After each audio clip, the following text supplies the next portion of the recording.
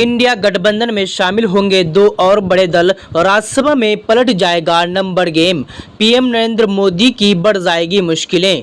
दोस्तों 2024 के लोकसभा चुनाव के जनादेश के बाद से देश की राजनीतिक स्थिति कई मायनों में बदली नजर आई। कई दोस्त आज विरोधी खेमे में नजर आ रहे हैं तो वहीं कई विरोधी अब सत्ता के साथ खड़े दिख रहे हैं। शायद इसी का नाम राजनीति है।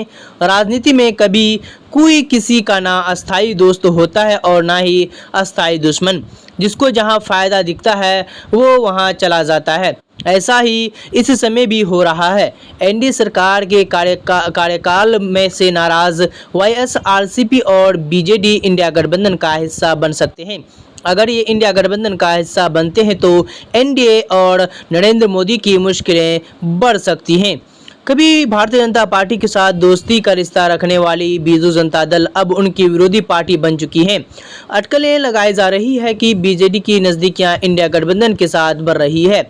यह अटकलों का बाजार यूं ही गर्म नहीं हुआ है। दरअसल बीजेडी के अध्यक्ष और उड़ीसा के पूर्व मुख्यमंत्री जो कभी भारतीय जनता पार्टी के साथ हुआ करते थे, उन्होंने हाल ही में आए केंद्रीय बजट को उड़ीसा विरोधी बताया है।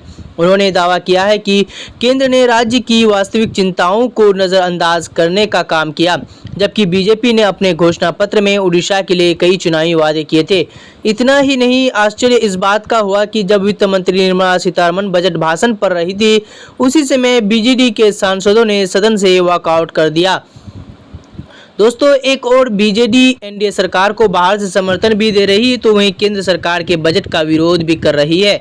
उधर आंध्र प्रदेश के पूर्व सीएम और वाईएसआरसीपी के अध्यक्ष जगन मोहन रेड्डी ने देश की राजधानी दिल्ली में मुख्यमंत्री एन चंद्रबाबू नायडू के खिलाफ विरोध प्रदर्शन किया।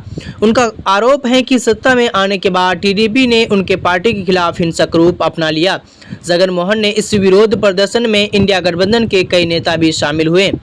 दोस्तों जहां लोकसभा में बीजेडी का इस समय कोई भी सदस्य नहीं है तो वहीं वाईएसआरसीपी के 4 सांसद हैं। लोकसभा के अंदर ये दोनों पार्टियां भले ही बीजेपी और एनडीए सरकार को परेशान न कर पाएं, लेकिन राज्यसभा में बीजेडी और वाईएसआरसीपी दोनों काफी मजबूत हैं। एक तरफ जहां वाईएसआरसीपी की राज्यसभा में 11 तो बीजेडी के 9 सदस्य हैं। अगर ये अटकलें हकीकत के रूप लेते हैं तो इंडिया गठबंधन संसद में और मजबूत हो जाएगा और सरकार को बिल पास करने में काफ़ी दिक्कतों का सामना करना पड़ेगा। तो दोस्तों आपको बता दें कि लोकसभा चुनाव के बाद बीजेपी को बड़ा झटका लगने वाला है। दो और बड़ी पार्टी अब इंडिया गठबंधन का साथ होने वाला है। अगर ऐसा हो जाते हैं तो नरेंद्र मोदी की मुश्किलें बढ़ जाएगी और कोई भी बिल पास करने के लिए उनके लिए आसान नहीं होगा और बीजेपी को झटके पे झटका देते रहेंगे। तो दोस्तों इन दो दलों को इंडिया गठबंधन में शामिल हो जाना चाहिए। आप क्या सोच रहे हैं? आपकी क्या राय है? आप अपनी राय हमें कमेंट बॉक्स में ज़रूर बताएं।